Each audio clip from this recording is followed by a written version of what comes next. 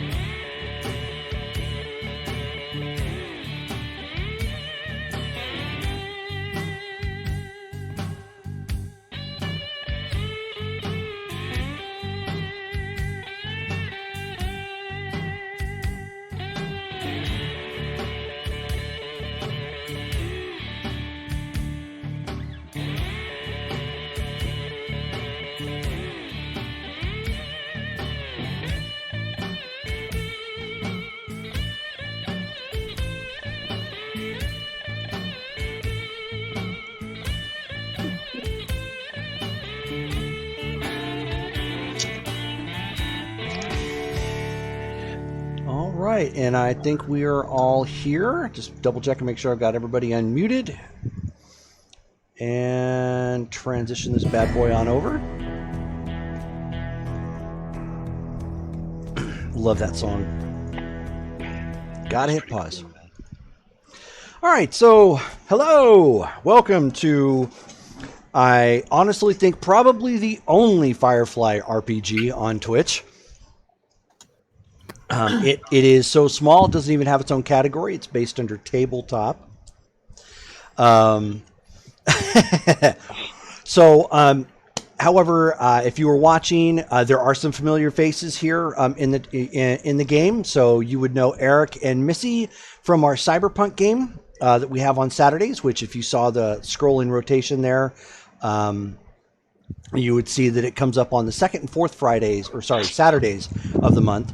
Oh, it looks like we had another subscriber, so thank you very much.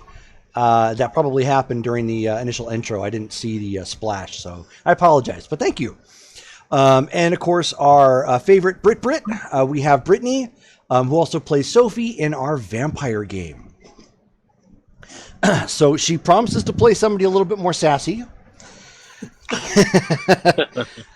She has a gun, if that helps. So something Sophie would. Sophie does not have a gun. This character does. Too. This character has a gun too. Does this character also have expensive shoes? No. Oh, okay. There's the big difference then. Yes. The big difference. The big difference. Yep. The But difference. are they designer boots though? They may have been at one time. Oh, okay. Not anymore. Got it from the brown coats Goodwill. Those damn independents.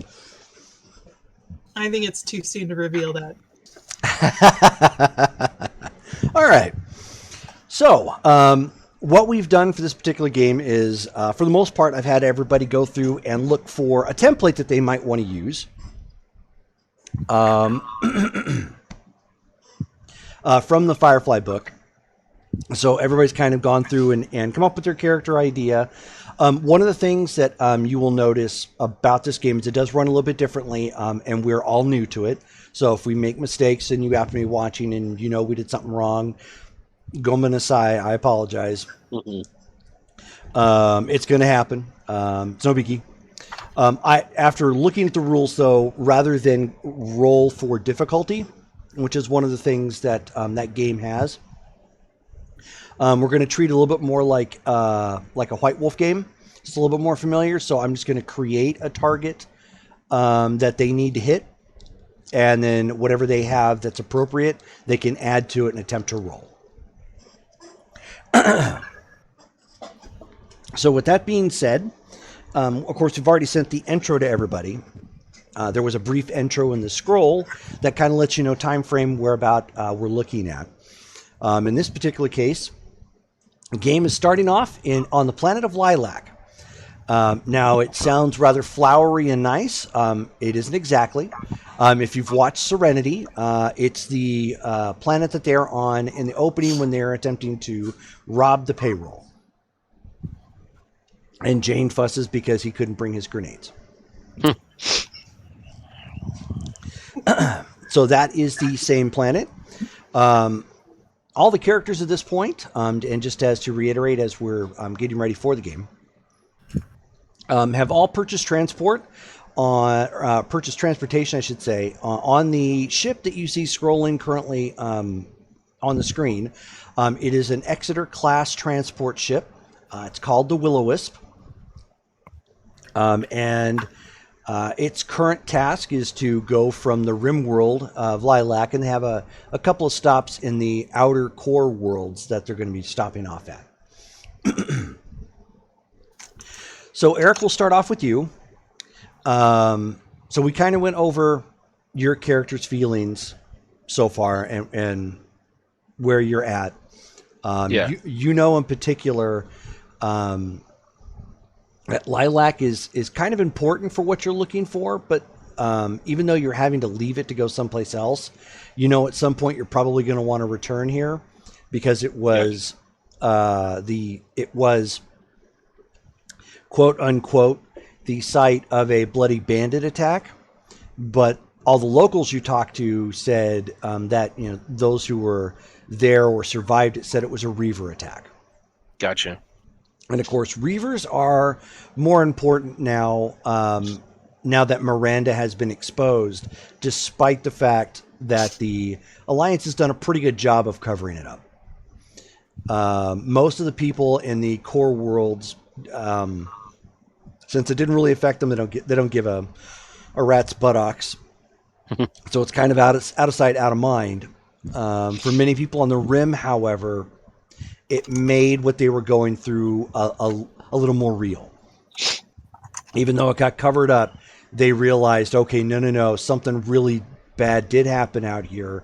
The government is behind it, and it's got a lot of the common folk of the Outer Rim very edgy. Aw, thank you, Jess. We love you too. Jess is in the chat right now. And if those of you who are watching and you happen to see AZ Hellcat, she is Hellcat from our Cyberpunk game. So, yeah, I'd wear a hat too, but I've got the headset. So, as you were one of the first people to board onto this ship, setup is, as you can tell from the ship, it's Firefly-ish by design. Okay. So the main loading doors are down right now, and they've just got somebody out front, taking on the passengers. You've already paid for your particular trip. All you have to do at this point is just get your gear and actually get on to head out. Gotcha. Up front, you see that there are two individuals, probably the security, given the fact that they are armed, Okay. and they're the ones that tend to be they're doing like the baggage check as it coming on. Now, as I understand it, your character does have something signature in their equipment. Am I correct? Yeah. The Alliance stealth suit. Oh, gotcha. Okay. I am assuming then that is packed away in such a fashion that it's not as obvious as it sounds. Yeah, absolutely. Yeah, absolutely. I don't want anybody else to see this. Really. Okay. So you managed to get that on, given your skills or whatnot. You've had to do this a couple of times when you've traveled from planet to planet. So you passed their check, no problem. One of the guy is kind of a beefy looking, kind of a robust Lemmy looking guy from Motorhead. Got the handlebar Warts beard and and yeah. Not the prettiest, but looks like he's probably good in a tussle. The other guy has a bit of Asian flair to him. Maybe he was Chinese, mixed nationality, which is not uncommon, especially on the outer rim worlds, I should say. And they just happen to be, going through the things, and you get on no problem. They have set you up with your room, which, of course, you're familiar with the series, so the rooms are very similar. It's not just you didn't purchase passage for a seat like you would in a plane. You actually have like a little room. It's got a bed and a lamp and whatnot. So a little bit more hotelish. Next up, Brittany. So with much reluctance, given the fact this is probably the first time you are going off-world in several years, given the concerns that your family has had and whatnot. Yes. They are at this point wishing you well and hoping very diligently, because all their hopes are riding on you to get this equipment. Because as you are aware, because of the bandits, security teams are unwilling to send very many men out this way. And if they do, they generally, they keep to a very strict area, and they do nothing outside of the ordinary because it's just too big of a risk. Unfortunate. Yeah. Now, you have some signature items, I believe. Yes. And that is what? One of them is an old photo, Okay. and one of them is my favorite firearm. Gotcha. Okay. So firearms are obviously pretty common. They expect you to be able to defend yourself to some degree. If you don't, then you're probably a mark for somebody. But as you're getting on, the security officer, the chief in particular, turns around and tells you that it'll need to be stowed away with the rest of your gear. And that is my wife in the background, which is her head's kind of cut off. Apologize. Yeah, everyone's waving at you. I think she's on the phone with her sister. But the chief, his name is Chief McBride. And, he kind of looks at you with kind of a gruff look. He probably dwarfs you by almost half a foot. Big guy. And, he looks at you and he's like, there are going to be any problems with you bringing on your firearm? You're going to need to stow that away. What? I don't like to be parted with it. Oh, them's captain's rules. All right. But it'll be stowed away on your floor. You'll be able to you'll have access to it when you ask, so you won't be far from it. But it will be on lockdown. Got to have it for safety precautions. All right. If that's the rule. That is. So it says here you're all paid up. You need to go to. You are on the west side of the ship. Second, you are in the second room. So if you will go down one flight of stairs, you will see the rooms, the common area. We'll be back around to explain how the setup is. But in the meantime, we're still boarding on people and currently cargo. So if you could just do that for us, we'll be with you in a bit. All right. I head down. All right. And then next up, Missy. Hello. Fashionably late. With that clear-cut military look that you happen to have about you. So, are you dressed in plain clothes at this point, or are you just dressed ready for a party? I'm dressed in plain's clothes, trying to, as best I can, fit in with the general populace. Okay. All right. But your gear obviously is with you, so they check it through. It's a very similar situation that Brittany ran into. They look down at their information pad. Says here you're a licensed bounty hunter. I am indeed, darling. Do you have some bounties for me to hunt? No, ma'am, not at this point, but just need to let you know that your gear and firearms will need to be stored away. Understood. How far away are they going to be stowed? It is on the same floor. You will have to ask permission to get into it should you need it, but it won't be too far. All right. I assume this goes for the rest of the participants in this flight today? You are 100% correct, ma'am. All right. Well, let's get this loaded. And if those of you who can see the rotating pictures now, I've got a setup of the floor plan. It's the second image that comes up. You'll see that has a bunch of bunkers. That's actually the middle floor, one up from where that one right there is currently displayed, one up from the main cargo hold. Cool. Me. And as you can tell, they have a skiff up on the very top. Personal shuttle. With that, everybody gets boarded on. They did bring on a couple other people, so it looks like they're taking on almost a full complement of people for traveling purposes, but not uncommon as public transport doesn't get out this way a whole lot.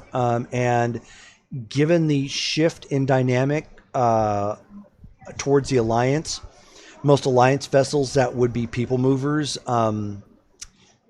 they just don't tend to travel by them unless they're absolutely desperate.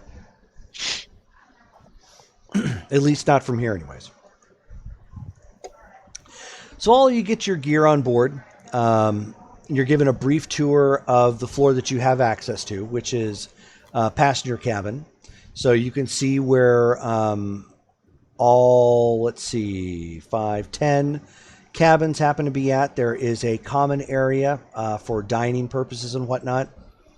The captain introduces herself as Captain Jessica Rains.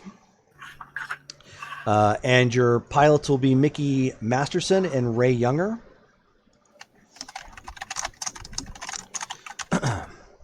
They tell you that dinner will end up being served within about the next 4 hours or so.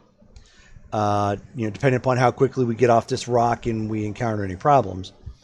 The trip, should we not run into any delays, should take us about 18 hours from here to the first planet, which is Ariel. She looks around to everybody. And there's obviously a few more people here.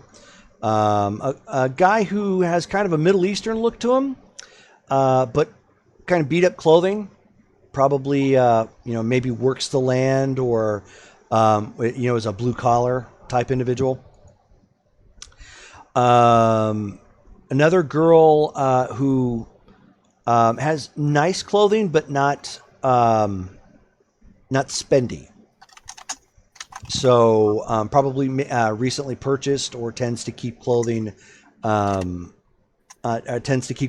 doesn't break down or whatnot. So a little bit opposite of the Middle Eastern looking individual. And then you got a guy who is very clean cut, also has nice clothing, but does a good job of keeping himself, hair combed and fingernails trimmed, not dirty, very straight laced looking. And the captain, as they're closing the door behind everybody, she just turns to everybody that's there and she says, "So, any of y'all got any questions for us before we take off?" Everything seems pretty straightforward to me. No, I don't have any questions. But thanks for asking. Looking forward to the trip. She says, "All right. Well, then, if I can get the rest of you to buckle in the lounge area, using the provided seatbelts, we'll be going through takeoff. And then once we clear Atmo, you are free to move around the passengers area. There is an intercom system. You can flag us down in case you need to get access to your stowed away gear, just in case." Hey, Rachel.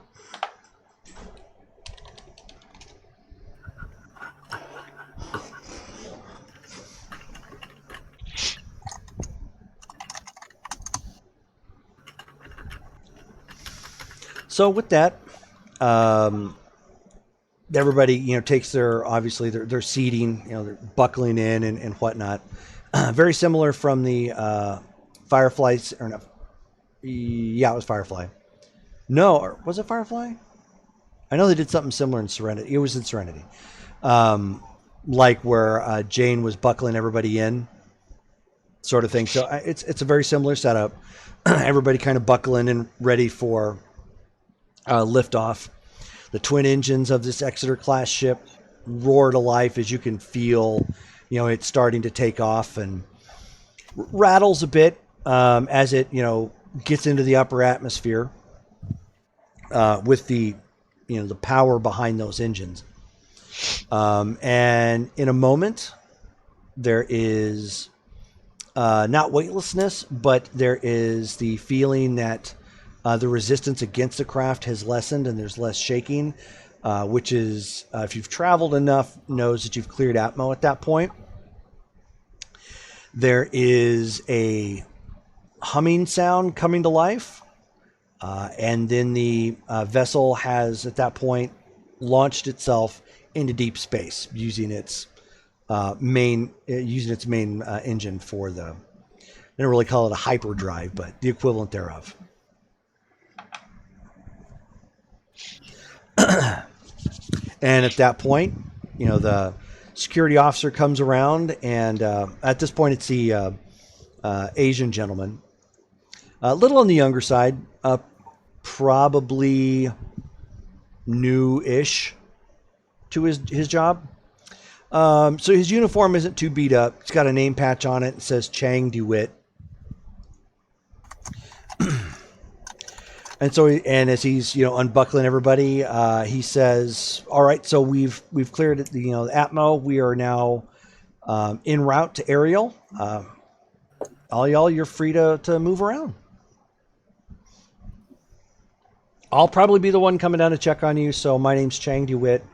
If you need anything, just holler on the intercom. Dongma."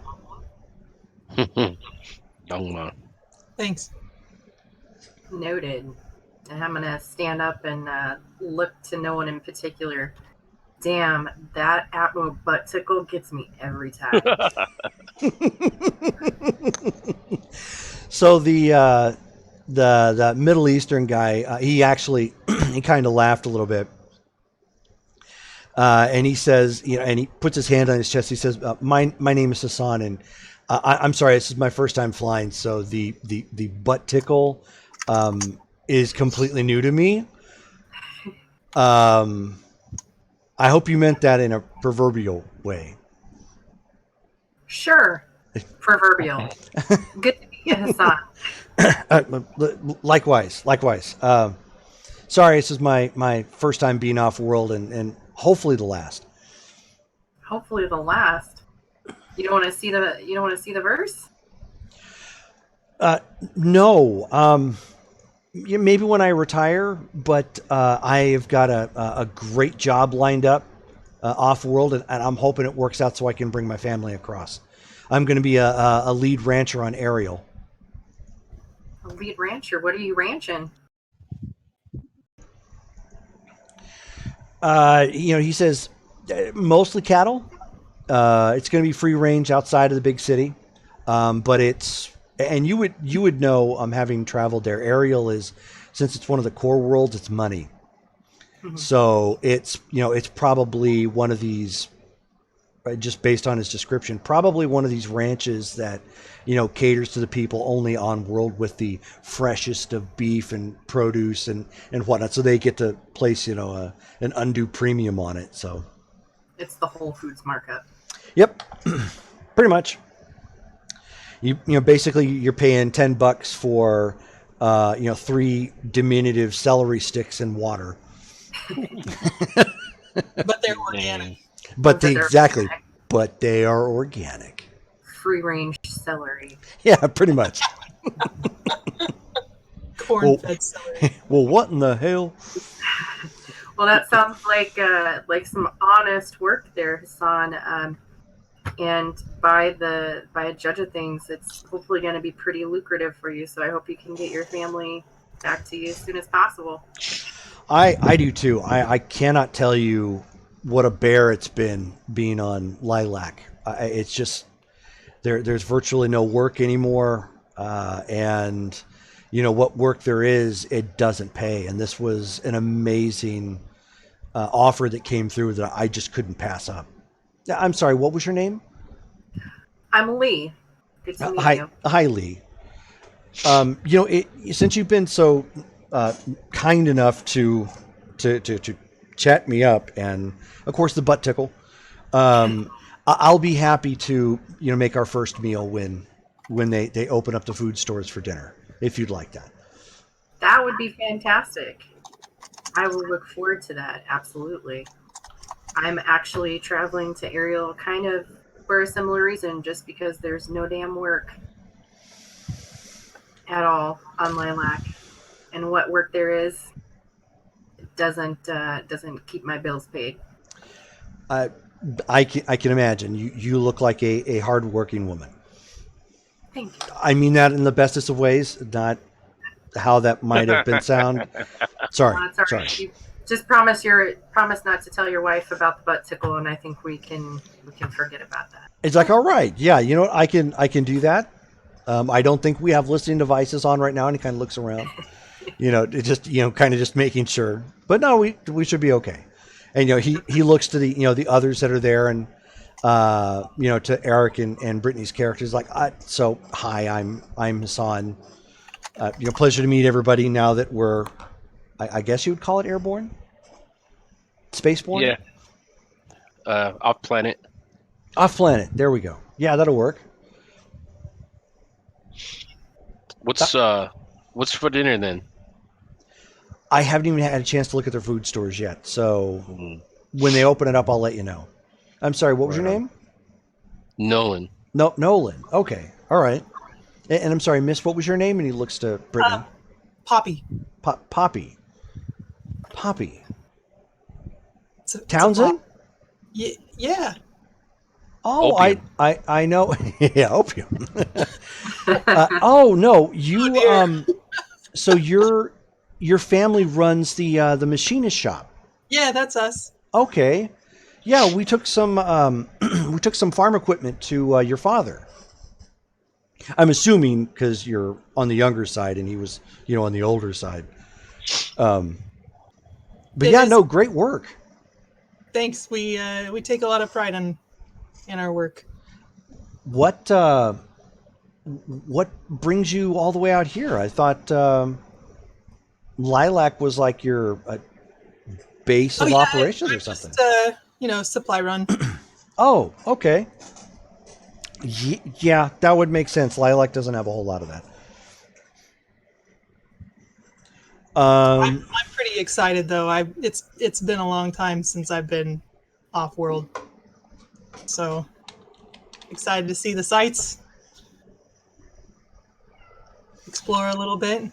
Okay, yeah. I wish I could say the same.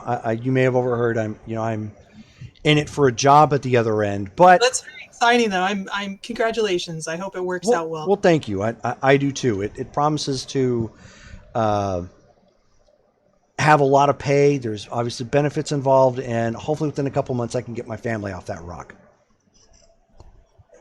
Such as it is. Such as it is. Yes.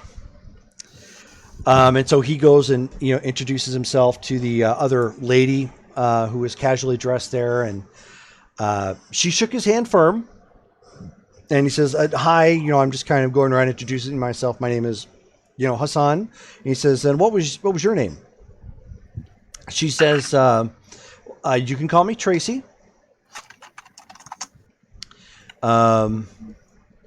She says, "I kind of do a little bit of this, a little bit of that, but for the most part, I'm a traveling gambler." And Lilac dried up. Quick. And he's like, gambler. I mean, I know there's a couple halls, but Lilac's kind of like out of the way. And she just shrugs and admits it. She's like, yeah, well, sometimes you make friends and sometimes you don't make friends when you win. And sometimes Lilac is a good place to go. Sounds like somebody's on the dodge over there. Maybe not so much the dodge, because everything was reputable, but maybe maybe just avoiding some hostility. Self-imposed witness protection. I can appreciate that, Tracy. Yeah, that you know what? That is a good way to put it. Self-imposed witness protection. I like that. I need to remember that. So now that I've thrown that out there, though, nobody happens to be interested in a game of poker. It is 18 hours. Maybe in a little bit. All right. I think I'll take that. I'll take you up on that later. It sounds a little unwise to me. I think I'll abstain. All right. Now I get it. The other guy who was very well-to-do looking ish, he just kind of minds his own business and goes to find his cabin. Didn't really look like snooty or anything, just more along the lines of he just didn't want to be sociable at that point.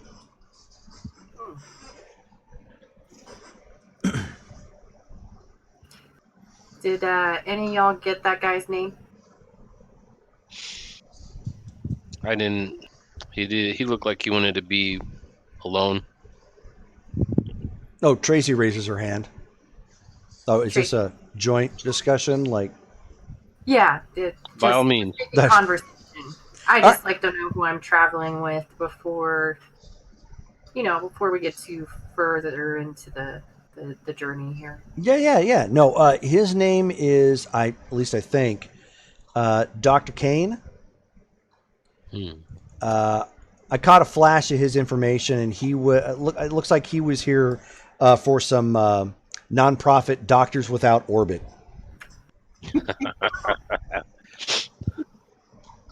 That sounds very charitable.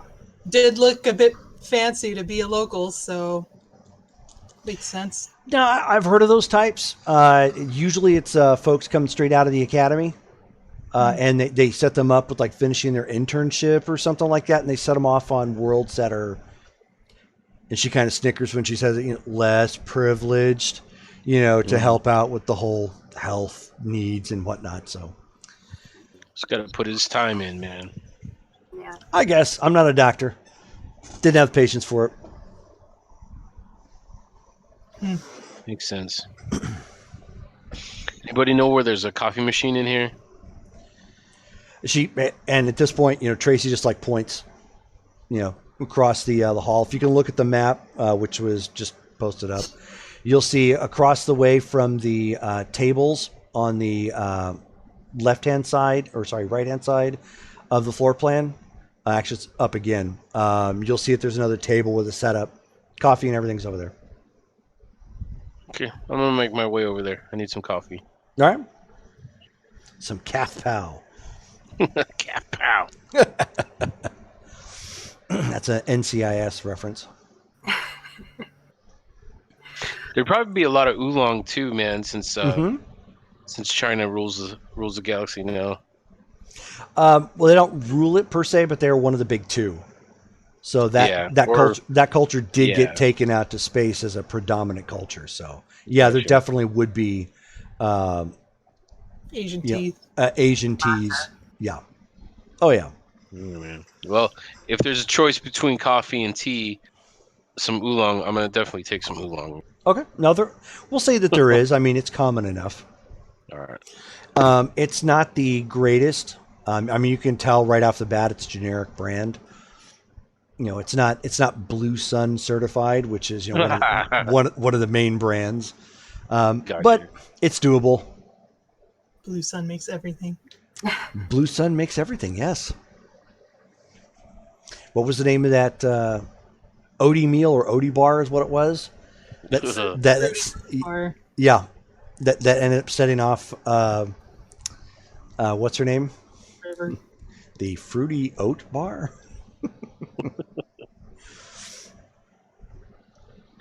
So, a couple hours pass. Obviously, you're going back and forth to your cabins, respectively. Security officer comes back down, and he starts going through and he starts unlocking the cabinets. There's like 3 cabinets that have got some various goods in it. There's a mini fridge down there. So obviously things that need to be refrigerated can be, but not a whole lot. You see that there's a 6-pack of alcohol in there for anybody who wants it. Again, it's the Pabst Blue Ribbon beer equivalent in Firefly. Pabst is pretty hot right now, man.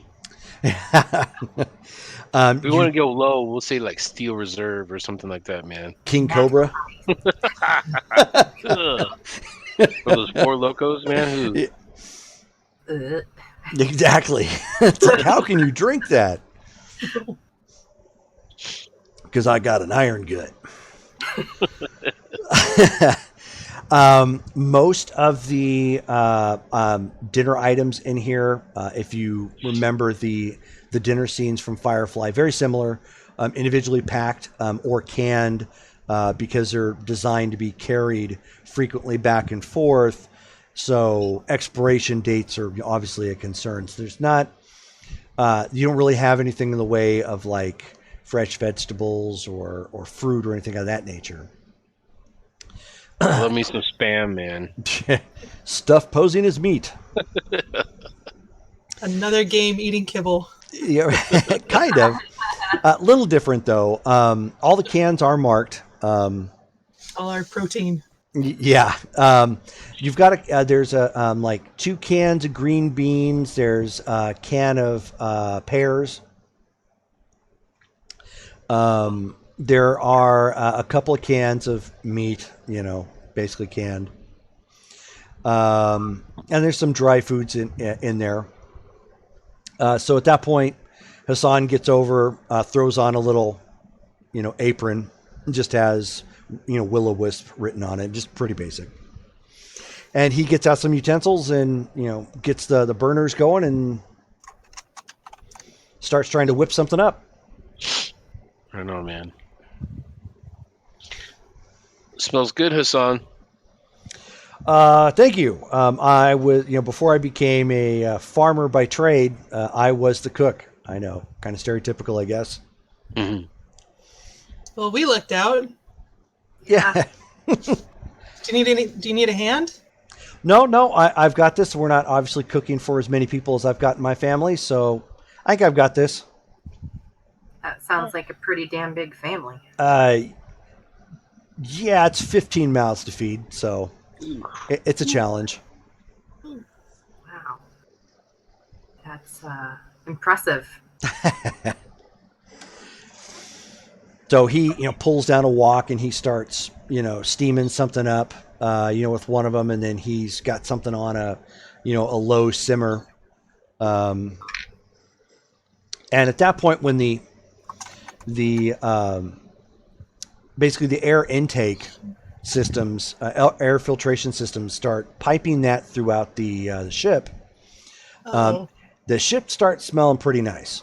We're gonna get vultures. Yeah. And at that point, the doctor comes, kind of walking back out with his nose up a little bit, like, investigating the good smell. Tracy's over just in the corner, playing cards herself, spinning them around and just card tricks in general. And so he kind of walks over and he's like, is the food for everyone? I don't mind paying if it, if that's a requirement. Hassan's like, no, I'm cooking for the guests. I kind of took it on myself. They got some foodstuffs down here, so it's, it's good. Just, when we're ready, just grab a plate and utensils and dig in. And he's like, oh, all right, I can do that. And so he patiently goes over to sit near where Tracy is at right now. I'm going to go follow him and go sit down across from him, but next to Tracy. Okay. And I'm going to just kind of wait for a minute and hang out. And so I understand you're a doctor. Yes, ma'am, I am. Oh, good to meet you. Dr. Kane. Dr. Kane. What specifically are you a doctor of? Are you a general physician? Currently a general physician. I'm thinking about going back to school for something a little bit more specialized. But for the time being, I wanted to try and pay off my debts first. That's probably a prudent idea. Is that what you were doing on Lilac? No, that was a nonprofit. It's sort of a finishing up of the internship. You have to put in so many hours under other licensed physicians, just to ensure that you're doing the right things for the right people. And given the job I've got lined up, I really couldn't pass up the opportunity. I mean, that does sound like it'd look great on a resume. I won't lie. I mean, charity work often looks good, but not many people tend to look at the charity work. They tend to look at what you're doing, how you're doing it, and how much money you're making. Office politics. Yeah, I can imagine that. I'm sorry. What was your name? I must have missed it. I'm Lee. Hi, Lee. Pleased to make your acquaintance. Likewise. I apologize if I retired or offended anybody, but I had a long day getting here, so. No, that's. I took a power nap. No, understood. I mean, the black can make anybody pretty tired. It's kind of a long trip at this point. That it is. A little bit longer for me. Oh, so is Ariel not your final stop? No. I am going to be stopping off at Bellefontaine, and I will be working at a new clinic for the rich and wealthy. Oh, is that fancy job that you're talking about? Yes. Most of the individuals there all live in sealed arcologies. which, on an out-of-character note, if you remember the episode where Mal and Saffron teamed up to rob that collector of his laser pistol from Earth that was, that Trash. was... Yes, trash. That was I watched these recently. Yep, that was Bellerophon. Okay. So it has a little bit of mix of both. So the rich and wealthy stay on sealed arcologies that hover above the ocean, for the grand view or whatnot. And there's landmass that's out there that just has nothing much to do with it. That sounds like a really nice setup you got, Doc. Thank you. I'm hoping so. Hey, if I ever get rich and wealthy, maybe I'll come visit you. Certainly, you're more than welcome to. Security there tends to be stifling, just as a heads up, but understandable. Yeah, security I can handle. Oh, so you're one of those rough and tumble women then? One of those rough and tumble women.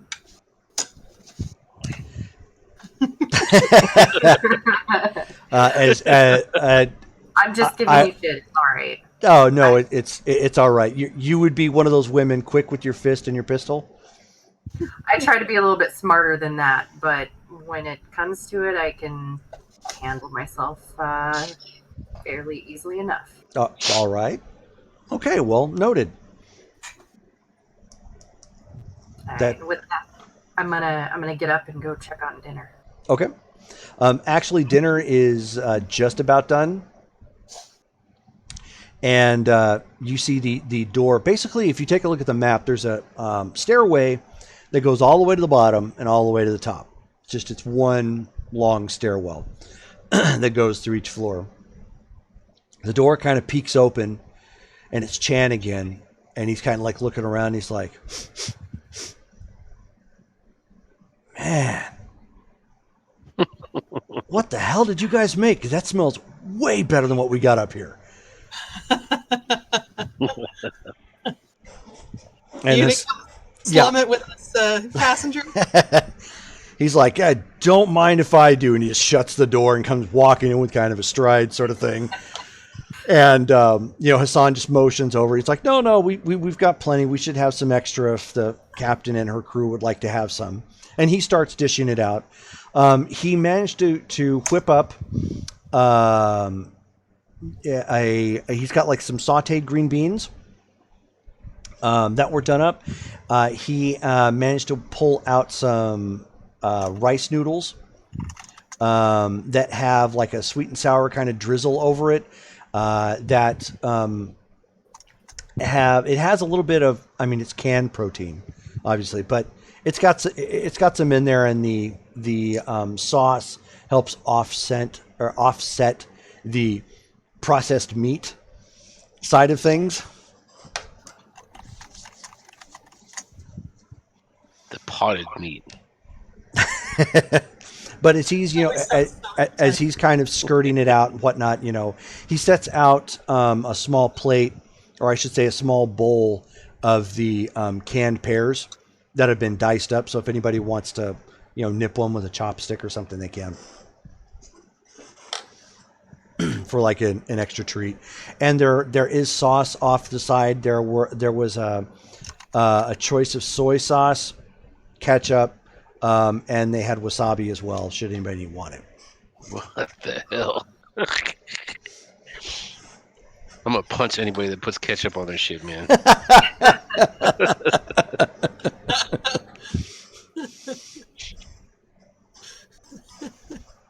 But he's got everything laid out. There's nice trays. There's of course spoon and fork, or I should say knife and fork if you need it. But there's chopsticks laid out too in a container should anybody need it.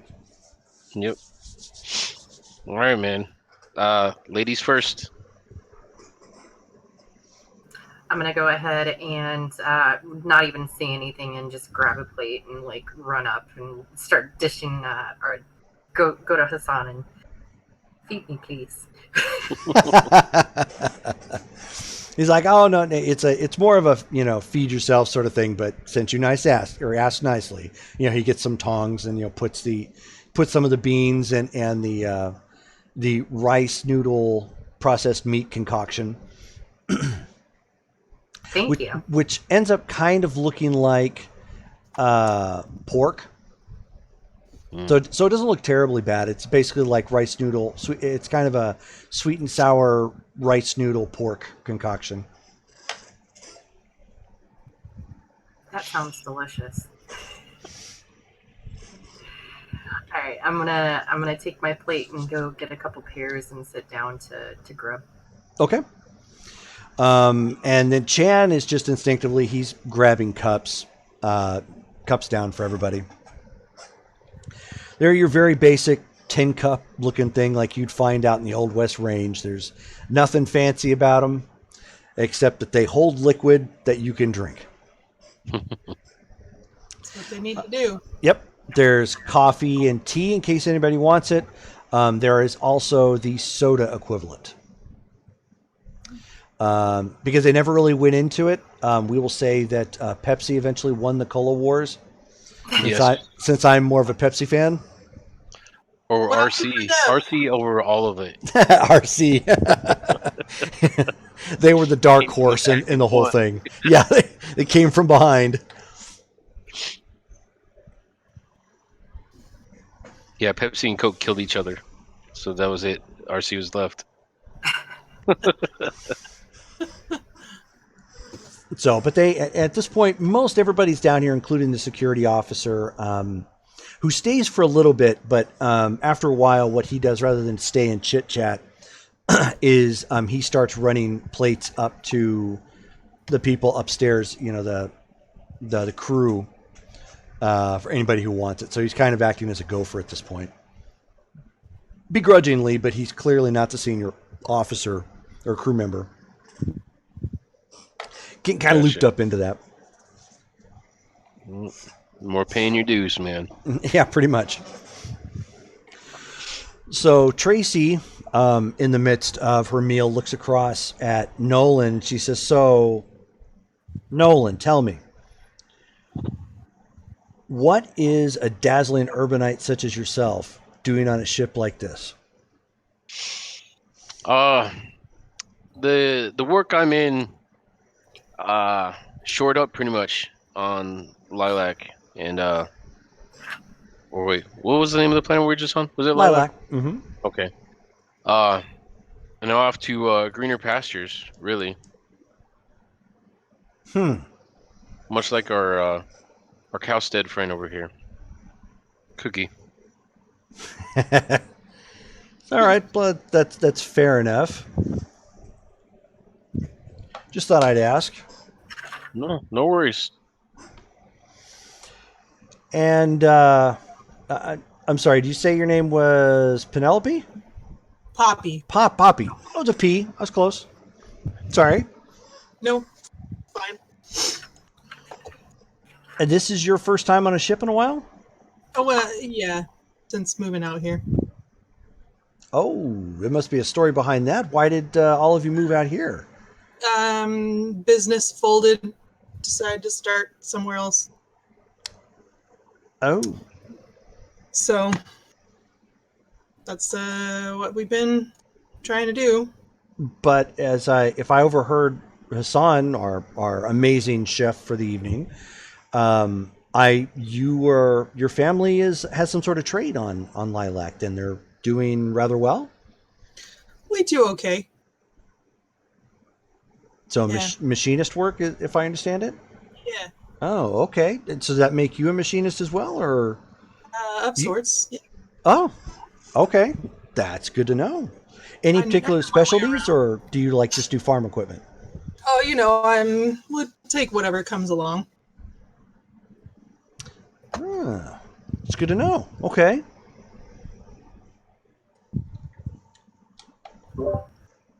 And how about you, Punchy McPuncherson? Yeah, you. Who's getting punched? Oh, no. Well, hopefully not me. Although I would be happy to pay money to see you tussle with Nolan here, because he looks like he could probably handle himself. But I think they would frown on in-flight entertainment of that nature. So I thought we established she wasn't in that kind of trade. I mean, for the right price, I could be in that trade. Money talk. See, I kind of have a way with people, kind of feeling them out. And Punchy over there looked like she's probably on the latter end of the scheme, more controlled chaos instead of unintended. I do like to come out on top. That's a nice play on words, man. Said the woman with the plan. I like it. I like it. Hey, everybody has their price. I'm not opposed to decking somebody in the face for change in my pocket. And as a traveled gambler, I completely understand. I knew you would, Tracy. So she snickers. She takes what little bit of food that she's got. She's like, all right, well, the conversation notwithstanding, I'm going to go ahead and turn in because it is a long way to Ariel. All right. Well, if you ever want to make good on that poker game, you know where to find me. Oh, I will. I figured I'd get a little bit of shut eye first. You're the professional and all. I want to be. I want to be at my at my best, because if I win a hand, I don't want you to come across and pummel me, because I've got a feeling that might be your answer. Hey, fair enough. I like to be prepared as well. Hassan at this point has been quiet through the whole conversation. And as you guys look over, his eyes are closed and he's quietly sleeping. Dude's tired, man. I think since Hassan did us a favor of cooking this awesome meal, we should Maybe we ought to clean up. I mean, it would be the polite thing to do. I mean, the doctor nods. Yeah, no, yeah, that I'm all right with that. He's like, I'll clean the. He's like, I'll clean the utensils and the cups. Somebody else want to get the wipe down the tables and the plates. I'll get the plates, man. I can do the tables. I got the food pots and pans. Okay, so yay teamwork. All of you pitch in to make short work of the cleanup and whatnot. Did Hassan get to eat? Oh yeah. That's Okay. basically what knocked him out. He got that full tummy, and Slumber said, "Yeah, I'm gonna peek my ugly head at this point and force you to go to sleep." So, but as you guys are cleaning up, he eventually wakes up, and sleepily just kind of waves his thanks and heads back to his particular bunk. Get some rest, man. Thanks for dinner. No problem. just kind of walked up the steps a little bit to where the cabins are at, and he fumbles his way into where he's supposed to be sleeping. Anybody doing anything else or need anything up to this point? I'm finishing the little bit of tea I have left and leaning against the wall. All right. I'm just looking around, poking around in the ship, wherever, just looking at how it works and Sure. poking around. Yeah. So I mean, the as you can see on the map, there is two main hallways that go down the main body of the craft itself. You guys are at the southern portion, where the tables and chairs and lounge is. If you head all the way back, you can see the restrooms and showers that they've got back there, and the large storage closet where your gear and everything is stored.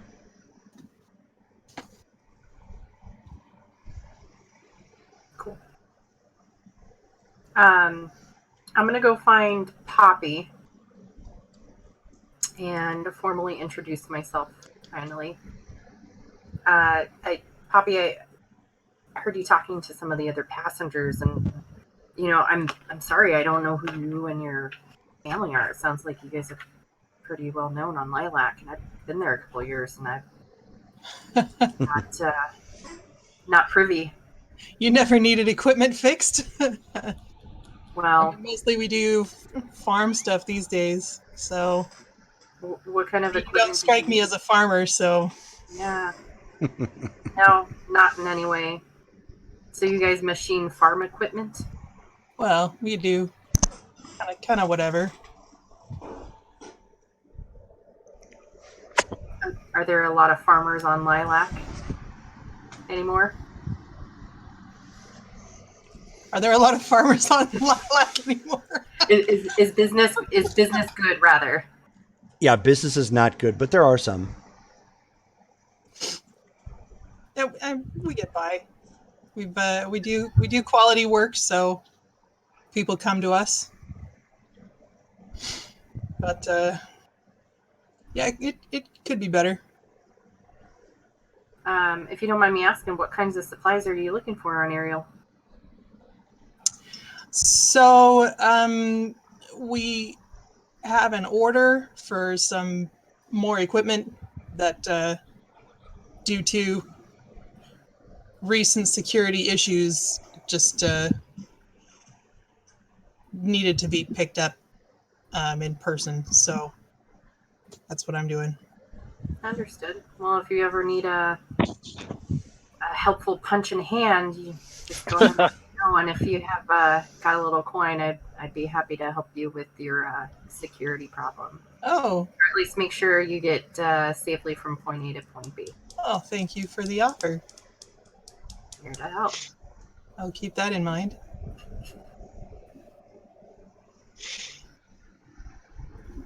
You said you've been on Lilac for a couple of years? I've been here long enough. Or I've been there long enough. Huh. It's taken a little reprieve from my previous profession. It's a nice, relaxing Nice, place to relaxing, poverty-stricken vacation. Yeah, not your typical, I would guess, but No, but hey, I had everything I needed, except jobs. So that's why I'm taking off. headed out. Yeah. Somewhere in particular you're looking, or just finding what you can along the way? Finding what I can along the way in the safest way possible. Understandable. Yeah.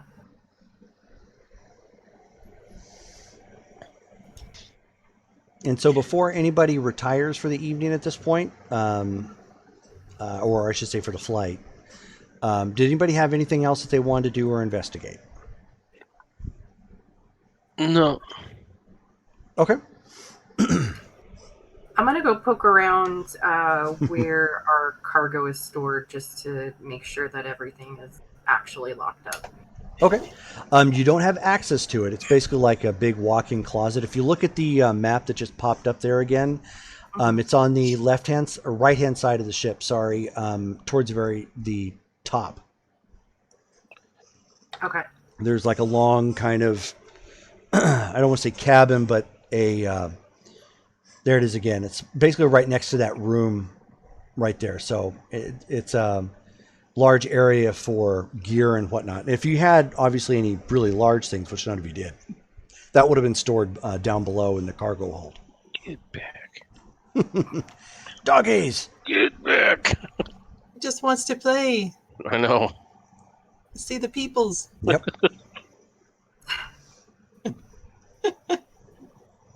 Hey, puppers. That's just a good boy. type a Arbolito. message in the chat. He probably would too.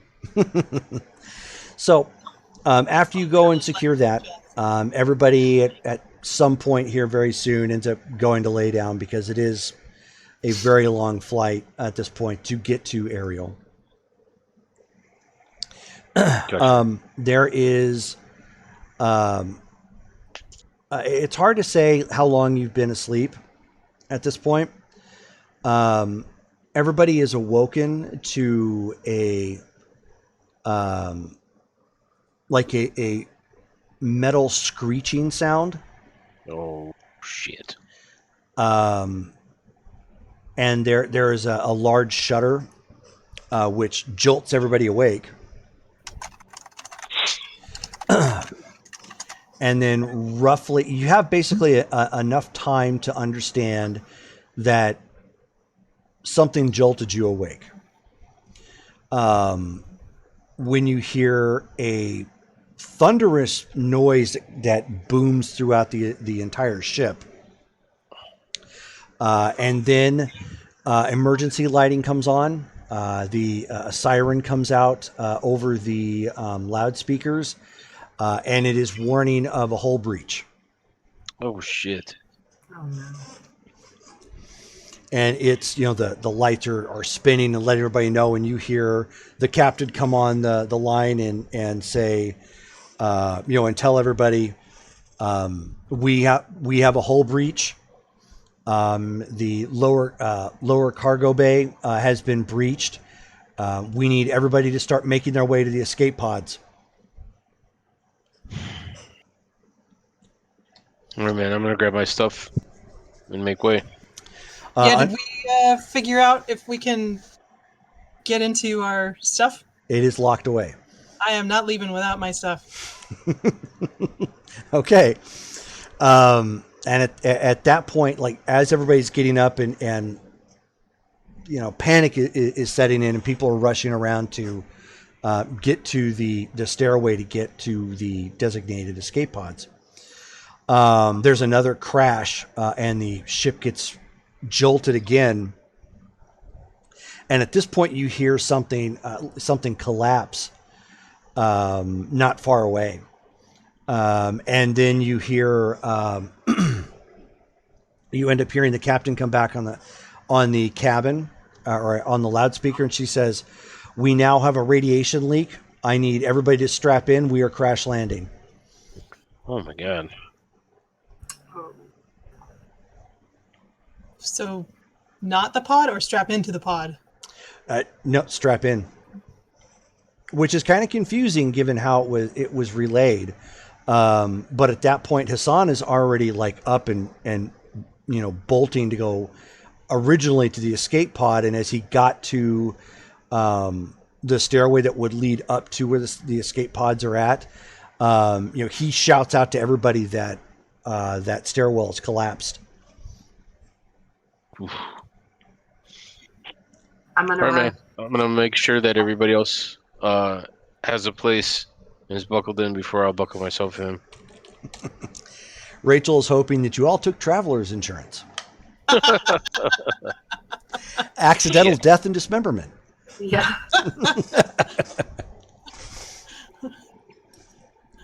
So you guys all run back to the lounge area and start getting strapped in.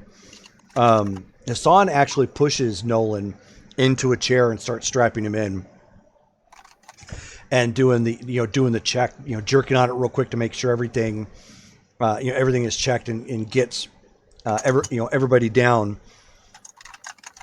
There is another slight jerk and it sends the ship lurching a little bit, causing everybody to get unbalanced, even though you're seated and whatnot. It hard to tell if it was, hitting Atmo the wrong way or something else happened to the ship. And then there's basically the equivalent of hitting the brakes really hard in a fast-moving vehicle and you get thrown forward. Something happens. The ship lurches really hard. Hassan ends up getting thrown to the ceiling and hitting his head. You hear just like this loud thud as he hits, and he falls to the ground, and he's trying to crawl back to a seat to secure himself. Before anybody can react, there's another explosion sound. You can actually hear something fall off the ship at that point. And with that explosion, he gets thrown back into the stairwell at a pretty good force, and he gets hit, I should say not hit, but he hits the stairs solid. And that door that had been kind of flapping ends up slamming shut in kind of a bent torque fashion.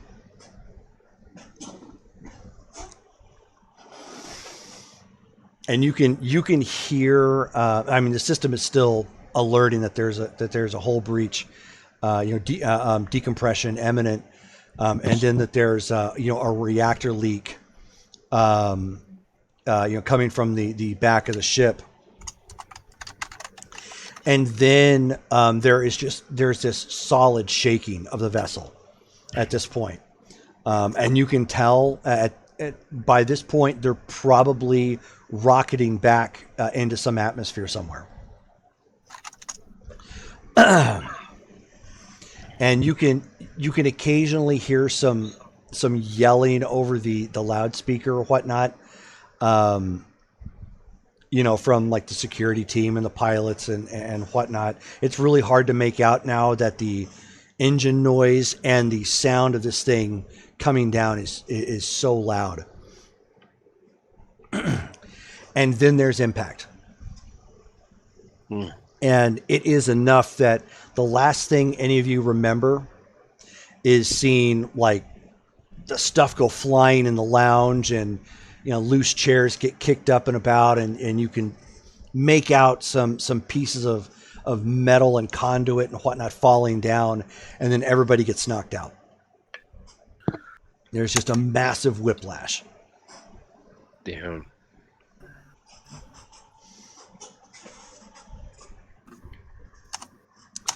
Let me take a look at the sheets real quick. Okay, that's kind of what I thought. Oh. All right, so Lee, you are the first to start to wake up. You've got a nasty goose egg on your head. Anime style. But you're in one piece. Your chest hurts from the impact because the buckles kept you in place. The first thing that you notice is there's the inside of the cabin where you guys are at is barely lit, and the lighting that you've been provided is coming from sparking conduit. Yeah. That does not sound good. You can hear wind, and it is surprisingly cold compared to where you last were from the environmentals. It's given that you're casually dressed, it would be like walking. It would be the equivalent of walking outside of your house in Phoenix weather attire in Michigan in November. Ooh. Yuck. So not undoable, but it definitely is not comfortable. You can see that Tracy and Dr. Kane are still down here. They did get to their seats as well. Okay.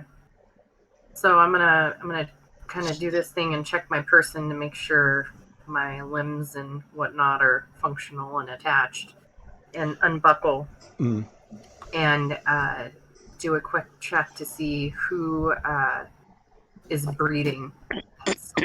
Okay. You know enough to check for breathing since you don't really have medical skills or whatnot. As you get yourself up, you are super tender. This impact was was pretty massive.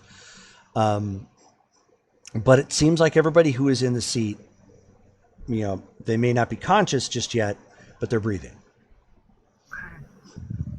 I'm gonna go and try to find Hassan.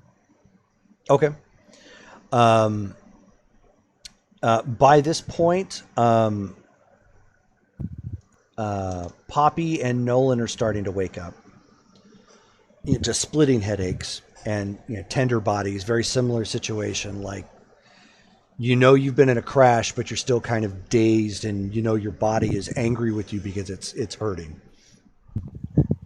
You see the same thing. The illumination is just sparking conduit, so you can see around the cabin, or I say the lounge, a little bit as it sparks up. So enough to know where not to go, and Gotcha. you can see Lee gingerly walking over to the stairway door, which is bent.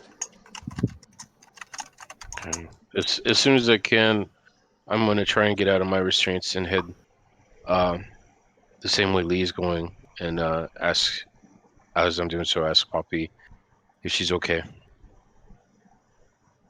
I'm gonna take stock. Can I move everything? Yeah. Yeah, you can definitely move everything. You're just really sore and hurting. Did we land? Where? There's wind, so we're obviously in Atbo. It's cold as shit. I have no idea where we're at. Oh, there's that part. Glad it's not just me. Okay.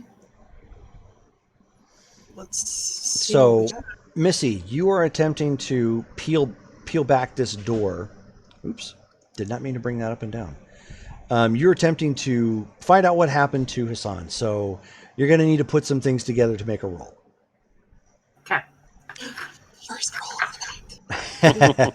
Dun dun dun. So definitely physical is going to be one of them for you. So what about labor? We could do labor.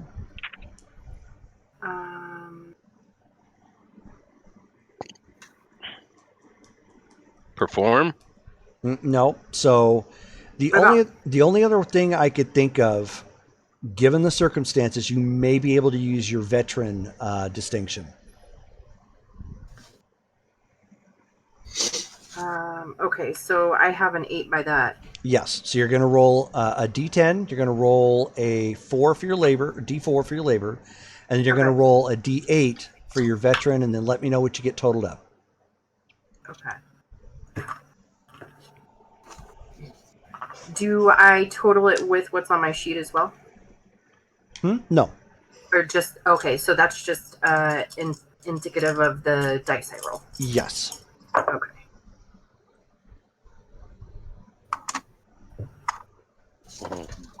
Six.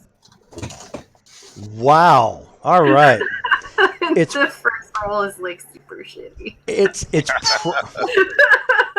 Yeah, and as Rachel said, get ready for a con save because Hassan is probably no more. Yeah. So you try and put your back into it, but it's probably because you're a bit stunned and still hurting that door just does not budge. You're probably going to need help.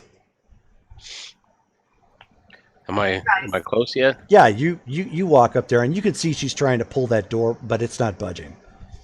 Okay, I'm gonna attempt to help too. Okay. So it would be physical and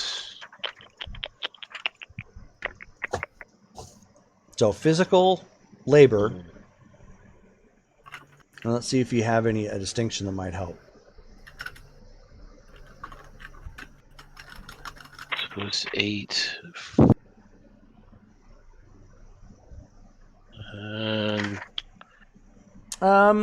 I'd let you throw in Ura.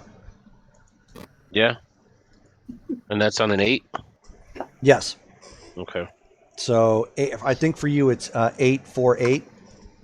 Yep. So how does this roll stuff work? on this game? Same thing in essence as White Wolf, except you're adding dice. So you would roll however many dice. Maybe it's going to be 2, maybe it's going to be 3 dice, and then you add your total, and you're aiming for a difficulty. And the dice that you choose are the stats that we have circled on the sheet? Mm-hmm. Yeah, it's 16 altogether. 16 altogether. So you and Lee, it's probably because you're still hurt, you're still stunned, and it's hard as hell to get this door pried, but you do manage to get it pulled enough so you can see in. Okay. And if you could see my camera, it's like maybe that wide. So maybe a foot and a half. And you can see in there that he's just a crumpled mess. He was bashed when he hit the ceiling, and then probably just shattered when he hit the stairway, the metal stairway clean. Man. Fuck, man. That sucks. And the other 2 are starting to come around at this point too.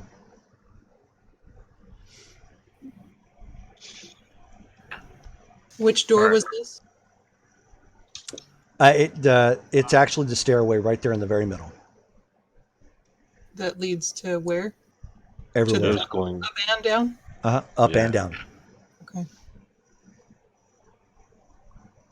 And then you can hear some faint squelching. It's probably coming from the PA system, but in a different part of the ship, because there's that much damage. It's a little hard to hear over the whistling of the wind, but you can make out that it is Security Officer Chan's voice.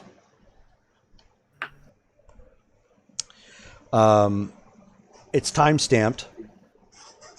You have to listen to it a couple of times to make sure you're hearing it correctly, but it's time stamped, and it was about 20 minutes ago.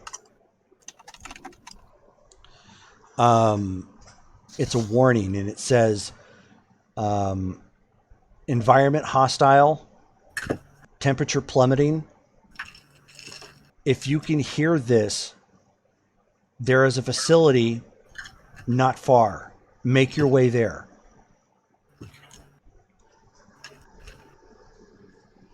And then it also ends up saying it's imperative that somebody pulls the data drive from the pilot's compartment.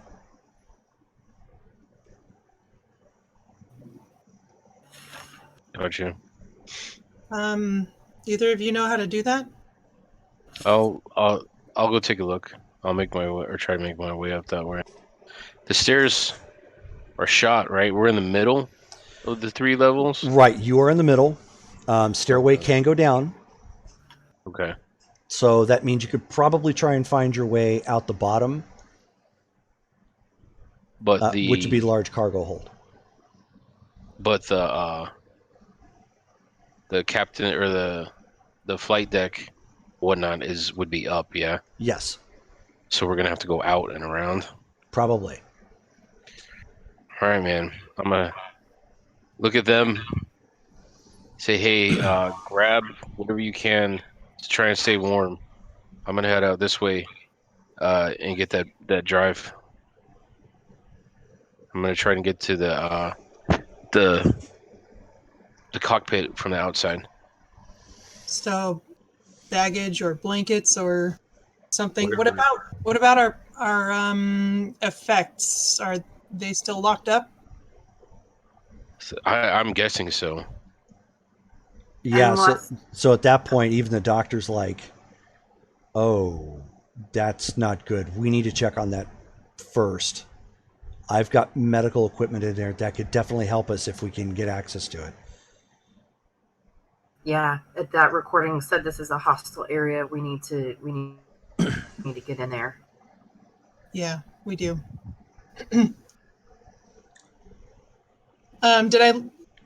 Could I tell like how it worked by watching them lock away my stuff? I mean, you could try and still pick it.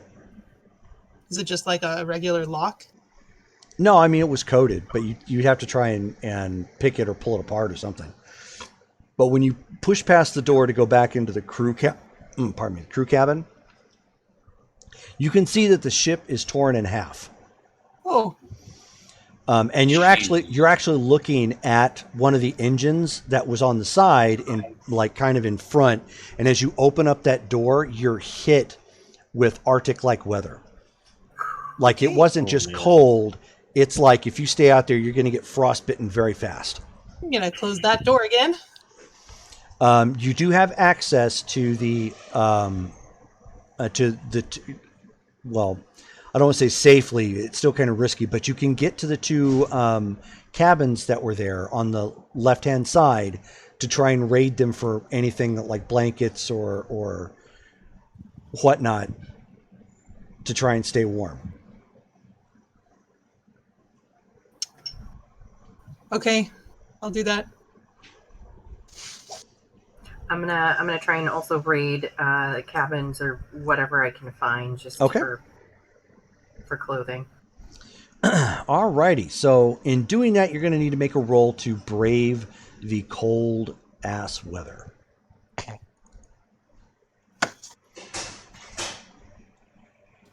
So let's see.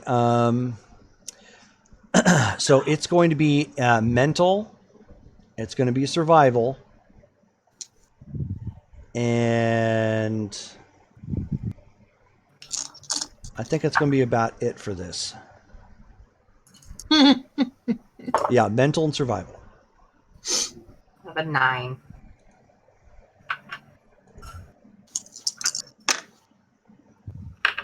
I got 8. You said All mental right. and survival? Mental and survival. Okay.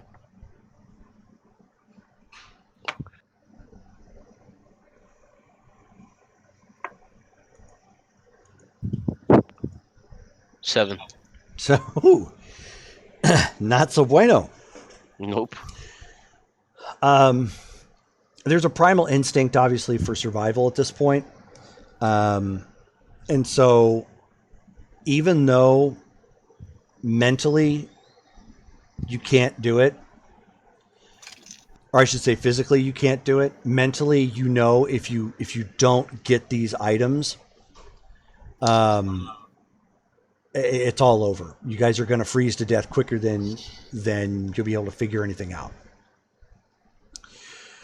So the three of you go running in there real quick and it's just, you don't even, not only do you not hesitate, you don't look around it. You grab the first thing that you can see, which is the bed and blankets, and sheets and blankets, and just rip it off the bed and then get back into the room where you guys were at before. Gotcha. Near the lounge area. Obviously they help. It's not the best, but it's definitely better than where you were at. Knowing that the ship is now severed in half, you know that your cargo, or the cargo area that kept your things, is wherever the upper half of the ship is at. Jesus Christ. What is this? Lost? In space? Oh no. Can we still see out from the safety of where we're at, like the terrain? No. Okay. You would have to bundle. You're going to have to bundle up and try to do that, which you can. But Gotcha. It's one of those things that you don't want to go out there and risk exposure. The more you keep risking exposure, the less chance you have of making it to wherever this facility that Chan said was not far away. That's what I was trying to see if we could figure out at least in what direction we need to go. Yeah, did he give us... They said it was nearby, but... That doesn't really help. Yeah. Right. Did he give us any coordinates or anything? Unfortunately, it did not. So does somebody want to brave it and maybe take all the blankets on top of themselves? I will. I'll go. Oh. Go ahead. All right. What was her name? Rum Punchy? You go ahead. Oh. Her name was Lee. Here, I'll hand her my blanket. Okay, I'm gonna go. I'm gonna go see if I can find the other half of this ship. I guess. Let us know what Not, it looks like you, out there. not just the ship. I know you don't want to be out there too long, but not just the ship, but this facility that's somewhere nearby. If you can point out what direction it's in, that's gonna help us out a bunch. Yeah. I mean, I'm gonna do all that. Does anybody have any binoculars? Did anybody have any in their cabin? Binoculars. You know. Not in your cabin, but that may have been something that was stowed away with the equipment. Bummer. All right, I'm gonna head out and I knew that was a bad idea. have to go take a quick look.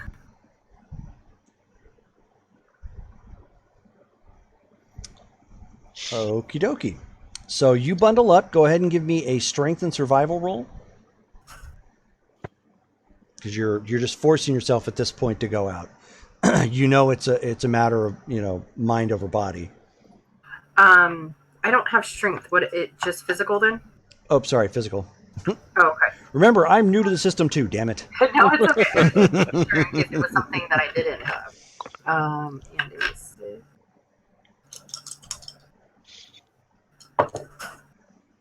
10. 10 total? Yeah. All right, so you are bundled up as absolute best as you can. And you start looking around. You're trying to look around to see what you can see without getting completely flash frozen. Hold on one second.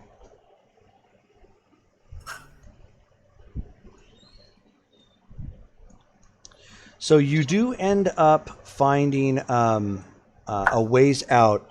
You see that how the ship landed. It landed near a small ravine. And you can see the remains of some snow-covered, almost buried facility a ways away.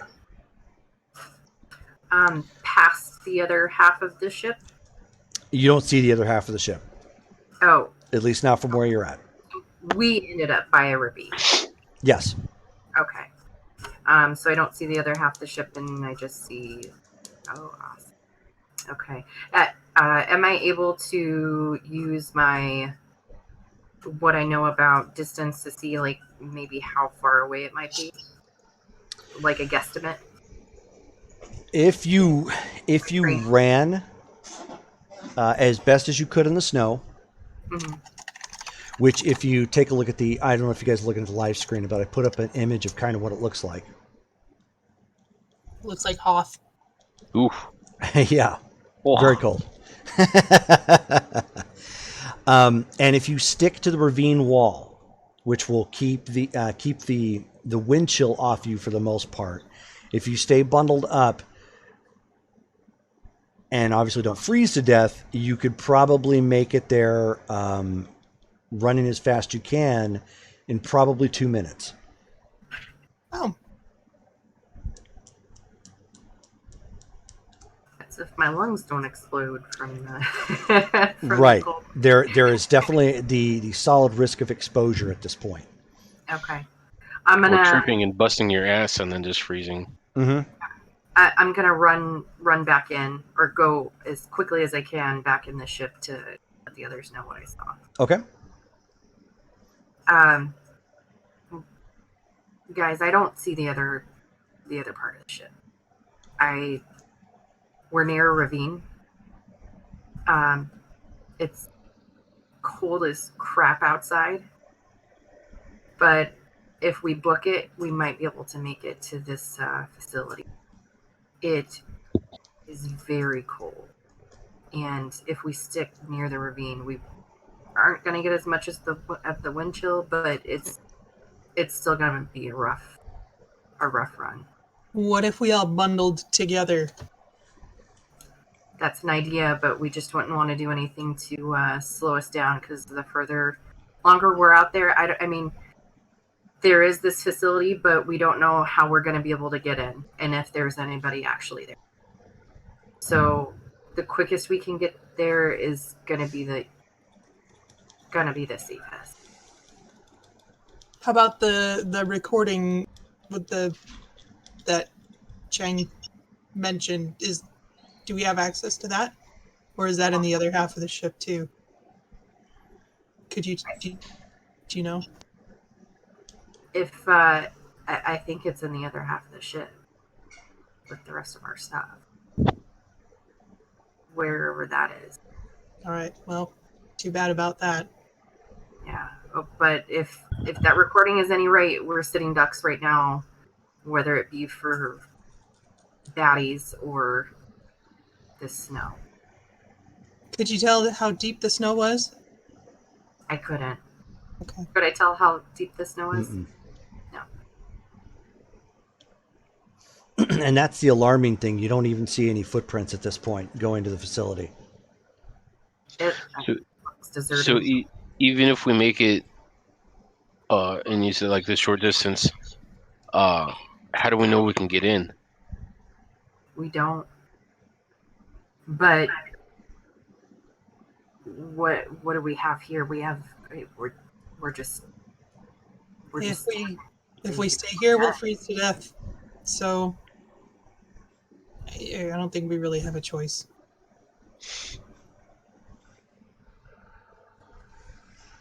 Okay, let's go. Doc, Tracy, bundle up. All right, Tracy goes and gets a tablecloth. Just anything to lay her on at this point. And she's like, are we going to huddle together? What if we bundled up like by 2 or 3? If we go by 2 and call out our steps, left, right, we can keep from tripping, and we can cover the fastest amount of ground that way. But it can't be more than 2 people. That leaves 1 on their own. Right? Did I count right? Yeah. I'll go by myself. You guys all pair up. Okay. Well, then, if you're gonna go by yourself, you go in front so that we can see you. Okay.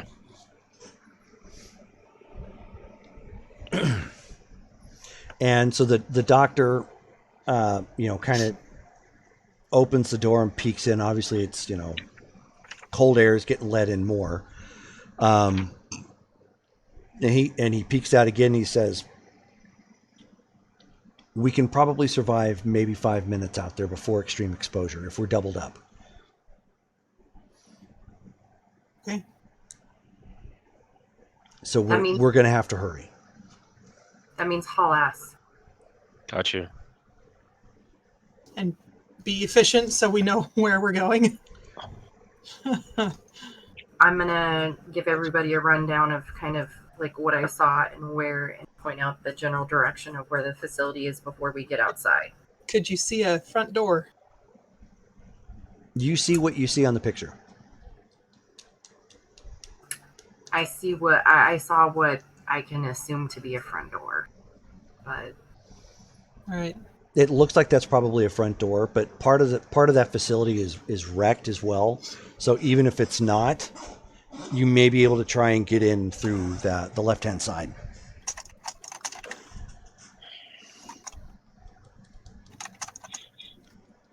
All right.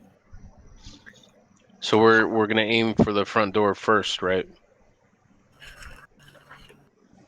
The Or front we're door gonna does. The front door does have cover. Okay. yeah. So let's head to the front first, and then keep our fingers crossed. Okay. All right. So everybody throws the door open and climbs down as quickly as you can and starts making your way away from the ruined ship. Nolan, since you're the first one to get down to the ravine, you can see on the basically the way the ravine. Think of it kind of like a wave, in a sense, and you guys are kind of walking in the crest of that wave.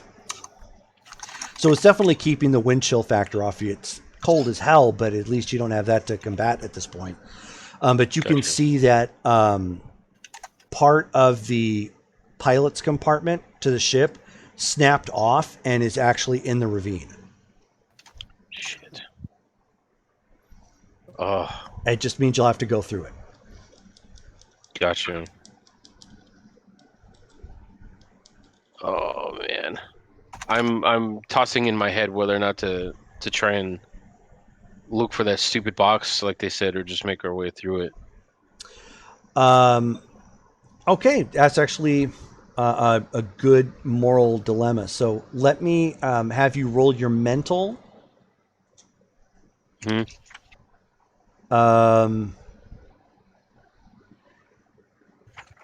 Let's see. So your mental, your knowledge, and your top secret.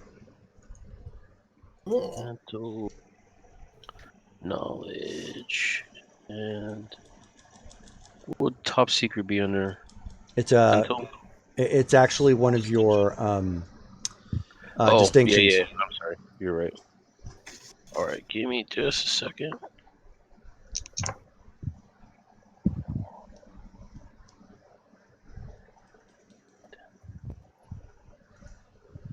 $18 altogether. Oh, nice.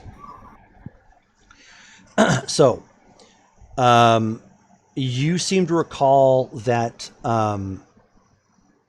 if the box that Chan was referring to is basically like the black box, like the flight recorder, Gotcha. it's going to come with an emergency signal. Okay. So that's going to be super important if you're going to try and get found. Gotcha.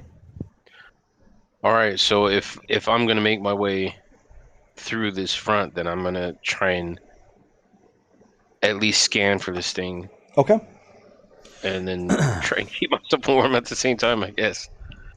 So you guys are catching up to him as he kind of hustled to this broken piece of the ship that has been severed off from the rest of it. And you guys, as he's looking into it, and you look back to see the way you came, you are in probably the only whole piece of the ship. Like when this thing went down, it hit like almost nose, like just down hard. So the whole front of the end of this and like the two engines on the side or whatnot are like severed off. I mean, it is wasted. So at this point, Nolan, give me another check. And at this point, I want you to use. So you're looking at this point. Mm-hmm. Give me a mental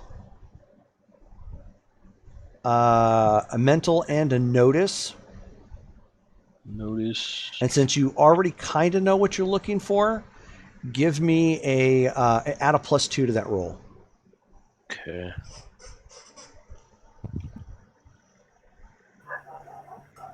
I'm trying to find notice. Notice it's one of your skills. It's in the middle. Oh, okay.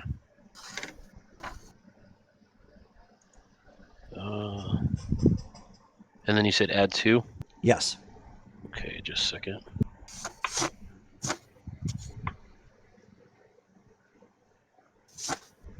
$11. Oh, not bad. All right. So, without wasting much time, and time is super precious at this point, because you've got the other two groups catching up to you. You yank out what you think is the data box. Okay. And you managed to find it. At that point, it was actually just hanging from where the co-pilot's chair was at. Like it's just hanging by wires. Oh, man. But you disconnect it and tuck it under, and then you guys walk through basically what would have been the windshield of the vessel, Oh man. to climb through and start hustling to the front door of this facility. Gotcha. The door does not appear to be shut. It is ajar, but there's a lot of snow in the way. So who wants to try and help pull it open? Yeah, I'm there first, so I'm already trying to open it. I Okay. will. Oh wait, am I there yet? Yeah, everybody is there at this point. Okay. We're doing labor. Yes. So it's going to be physical and labor.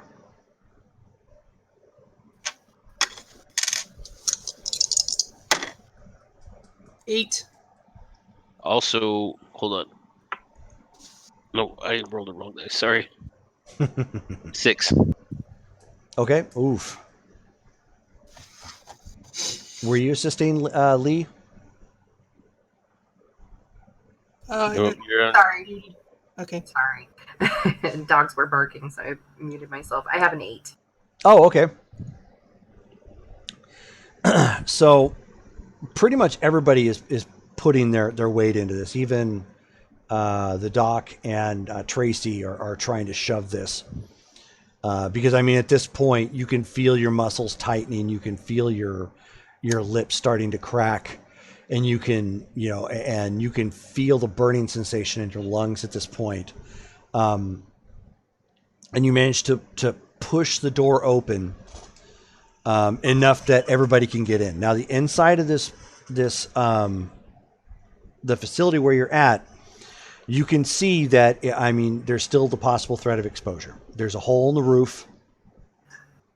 It's at least keeping the wind off of you. And one of the doors is missing to a room that leads off to the left. And you can see where that roof and that side of the complex is just kind of fallen through completely. However, going forward, there's another door that you can go through. These doors here all have, they've got the old school crank on them, like you would expect from like an old submarine or something. You'll have to, spin them around to get them undone. Okay. I'm going to run up and start spinning. Okay. So everybody puts their back into it at this point, and it's creaking loudly at this point. But when you open it up, you can see that this is a room that doesn't have any. I mean, it's old, it's dirty and dusty, and there's virtually no light in here whatsoever. But you don't see, obviously, don't see any snow, so it's some sort of a sealed room. Air? Huh? Is there air? You don't know. Oh, Galaxy Quest. Is there air? You don't know. Seems fine to me.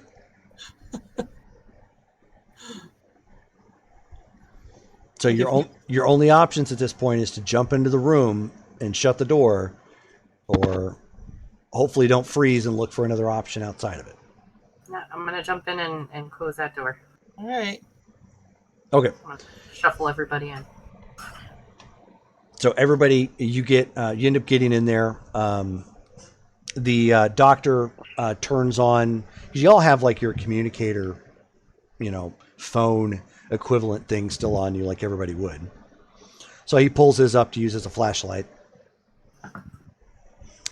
And in this room, and now keep in mind, it is still amazingly cold. It's just not as cold as you were prior.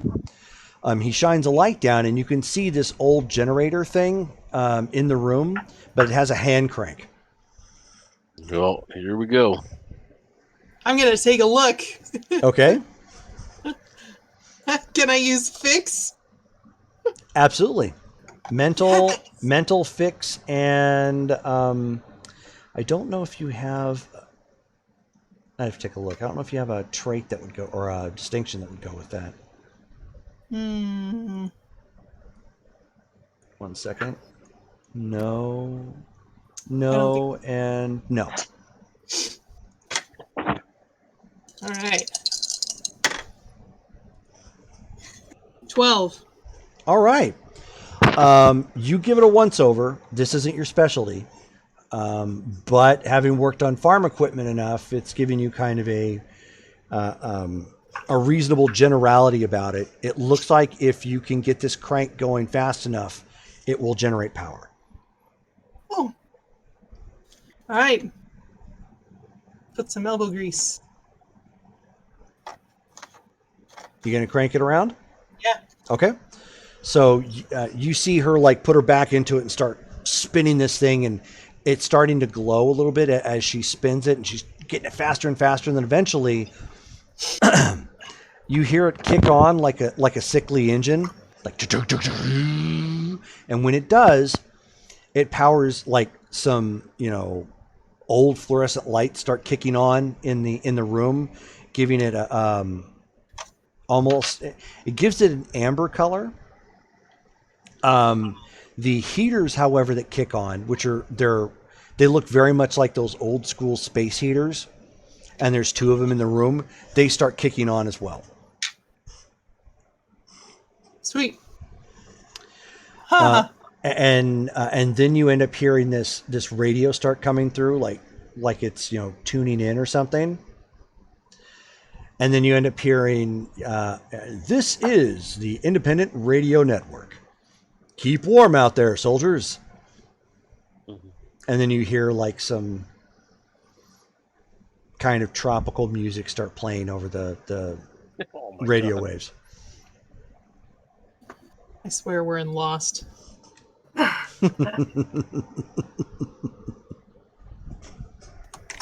Hey, Cool Imp. No, they can't take the sky away from them. Well, actually, apparently they did. They're in a snowy wasteland right now. Yeah.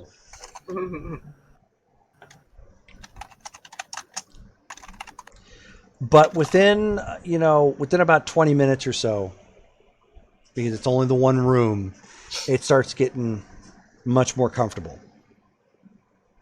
Now, the room isn't terribly big.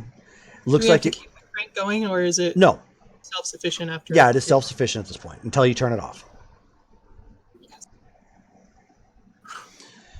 So at this point, that's at least a stroke of good luck. It's starting to warm up and whatnot. As you look around the room, it looks like there was a table. There were 2 chairs here.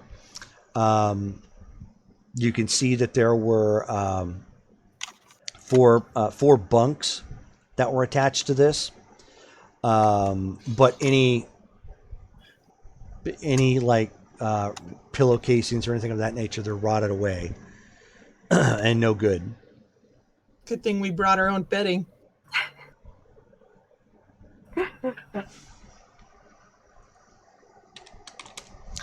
Yeah, brought your own bedding. You also see that there is a closet here.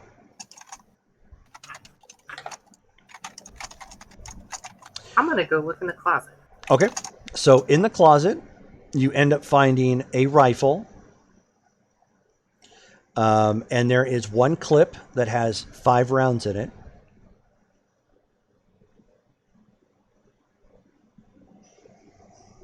I'm going to go and inspect the rifle to make sure it's operating as expected. Sure. You do that. And there's actually enough coats in here for everybody. Oh. But they are like the full-on like parka looking things. They have the triangle green, green on green, independent logo.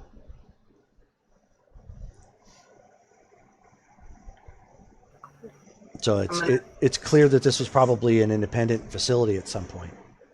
I'm going to toss everybody a jacket. Okay. So everybody starts, quickly bundling up with the jackets and whatnot. And then you end up, Lee, you end up on your communicator. A visual starts coming up. and it's actually Security Officer Chan. Chan, can He's you? Where are you? Are you okay? it looks like your signal's probably getting to him, but he's not able to speak to you. Like he's trying to speak, but you're not picking up anything. You can see that he is hurt. Took a beating himself. He has one of those parka things on as well, keeping warm. And then eventually you start hearing the squelch in the communication. And the signal gets clear enough that he says, so can you hear me? Can you hear me now? I can hear you now. Yeah. He's like, I still don't know what exactly has happened. I just know that we don't have a strong terrestrial communication and we have no way of sending out a signal for help. Did you manage to get the device? We have the device. We're at the facility. Are you still in the other half of the ship? No, I mean, I guess I'm in another part of the facility. I don't know. Okay, I'm a little disoriented. I'm sorry, but if you can plug up that device, we can try and figure out how to get out of here. But I need to get that plugged up first and see if there's some sort of communications array here or something. Okay. Are you in a safe part of the facility? Because most of the facility we've seen so far is it's very exposed. Are you warm? Yeah, he's looking around. He says, "No, I think I'm okay. Lighting around here is terrible, but I found a generator, a hand generator, and it seems to be tied to a local power network. So I've got a little bit of lighting, but it's mostly heat. The bulbs here are mostly broken up. Do you have a console or something you can plug that device up to?" I'll look around for a console. Yeah, there's a console here. Okay. Yeah, there is one. Okay, get that plugged up, and then and if you'll give me a couple minutes, let me see if I can figure out where we're at and what we can do. Okay. I'm gonna run over and plug it. Start to Okay, get it. so thankfully plugins haven't really changed that much over the years. So getting power and hooking it up, it just acts as kind of like an external drive. So you patch it in through, and so then he's he then relays to you. He's like, okay, I see it coming on, and he's like, I have no idea what I'm looking at here with these star charts. What These do you are mean? the astrogation charts are outdated. It's going to take me a while to figure out where we're at and what's going on. And to top this off, as he's typing on the computer, he says, there is a communications array here. I don't know if it's working, but it's definitely powered down. We're going to have to find a way to get power to that relay. Okay. I'll see what we can do. Out of character, am I able to see if there's a relay in the room with us now, or is that something I need to hunt for? No, the communications relay he's talking about would be typically connected to an actual communications center. So it would be like an antenna on the outside of the building. So you'll have to find a way to get to wherever they control, where that's powered to, and get that fixed.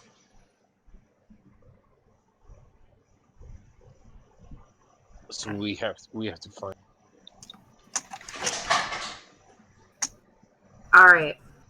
I will reach you back as soon as I have an answer for you, okay? All right, roger that. I'll be here. Stay warm, men. So, good news. Chan is, and this is me talking to everybody. Chan is alive. Is the rest of the crew with him? I didn't ask, but it also looked like he was alone. So, Oh, I don't want to go there right now. Okay. He can't figure out where we're at because the systems are so outdated. We need But to. he's inside. He made it to this facility too. Okay. He's wearing a similar jacket, so he's somewhere here. It's just he doesn't know where he's at, and I mean, we haven't searched the rest of this place, but for him to figure out where we're at and to get a signal out so that maybe we can get some help, we need to power up the communications relay, which is likely on the outside of this facility. Oh. Great. So, I'm willing to go, but I would like some assistance because I am no electrician. And as you guys are kind of hashing this out and discussing it, you end up hearing some some scraping of metal on metal, but it's slow. Outside the door that you guys just came through. And sorry to let you know, there's another door that goes out of the room that you guys are in. This is kind of like a security room, but the way it's centered is like if you worked the security room, you slept here too. Gotcha. So for the most part, which is why there's a couple bunks in here. But you hear some metal and metal kind of scraping along, and it's not fast, and it doesn't sound like it. It's impacted.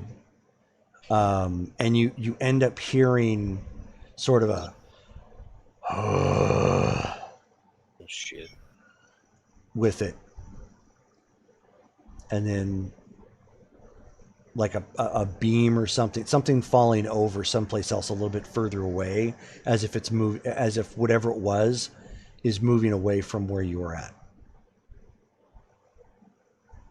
And with that, we will go ahead and stop for the evening. That's total lost, man.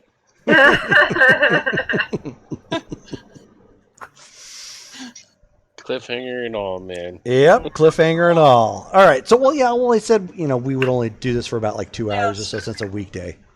So, hope you guys had fun. I did. Man. Did you? I did. You enjoy the opening of Firefly? Yeah. I love how I lost my signature asset within 5 minutes. Not necessarily. Why did I have to try and blend in? All my stuff is gone. I just needed to be the Mandalorian, damn it. They just needed to accept me. All right. So thank you all for watching, and thank you all for playing. The next game, just run this by you guys, would be November 20th. Are we okay? Yeah. That should be good. Okay. Same bat time, same bat channel? Yep. Alrighty, cool. Well, thank you all again. Hope you guys had a good time, and we will see you next time. All right. Bye-bye. Thanks for watching, everybody. Yup. Bye.